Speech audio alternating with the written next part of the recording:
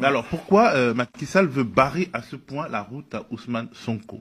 Il y a deux raisons à cela, il me semble. La première, c'est quelqu'un qui veut bien compétir, mais avec ceux qui ne sont pas capables de gagner devant lui.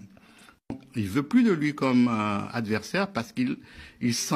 Il a peur. Il a peur. Il a la trouille de se faire laminer dans une élection par lui. Et d'autre part, je pense aussi que chez Ousmane Sonko, il y a un discours qui fait peur un peu à l'établissement, le milieu des affaires franco-africains, france-africains, etc. Ce souverainisme, notamment monétaire, qui est quelque chose qui fait peur parce que il a des velléités de sortie du franc CFA. Alors, qui est-il exactement? Qui est ce Ousmane Sonko, donc qui fait peur au pouvoir sénégalais et qui soulève des foules? C'est quelqu'un qui est un peu produit de l'école sénégalaise, quelqu'un qui est un haut fonctionnaire, qui a créé un syndicat dans la haute fonction publique sénégalaise. Ensuite, il a été un lanceur d'alerte, ce qui lui a valu d'être radié de la fonction publique par un décret présidentiel. Lanceur d'alerte à quel sujet? Au sujet des fraudes fiscales. Ensuite, il a créé son parti politique, qui a d'abord pris corps dans la diaspora sénégalaise, notamment en France, en Italie, en Espagne. Cette diaspora sénégalaise a une forte influence politique dans le pays, même si numériquement, c'est pas elle qui fait le vote. Il y a la jeunesse qui est en quête de changement parce qu'il n'y a pas de perspective. Nous sommes un pays dans lequel la médiane, c'est-à-dire l'âge médian, l'âge qui divise la population en 50%, est de 19 ans. Pour être plus précis, 18 ans et demi. Et donc, les jeunes, ils finissent leurs études.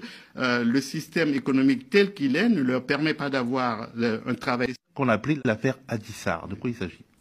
Ben, écoutez, Ousmane Sonko fréquentait un salon de massage et il a été accusé d'avoir, par une femme, de l'avoir violé à plusieurs reprises. Depuis lors, c'est que l'institution judiciaire sénégalaise n'a absolument rien fait pour rechercher la vérité.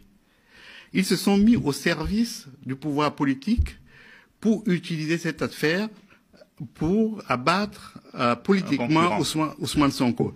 Et c'est là où ça pose un problème. On est sorti du procès, nul ne sait quelle est la vérité, véritablement. On l'avait accusé de viol et de menaces de mort. Il en sort avec l'accusé de corruption de la jeunesse. Donc il y a eu toute une gymnastique qui a été faite. Et donc ce procès, il est non satisfaisant pour l'ensemble des Sénégalais qui ont toujours considéré dans leur large majorité qu'il s'agissait d'une cabale politique. Parlons d'Ousmane Sonko justement.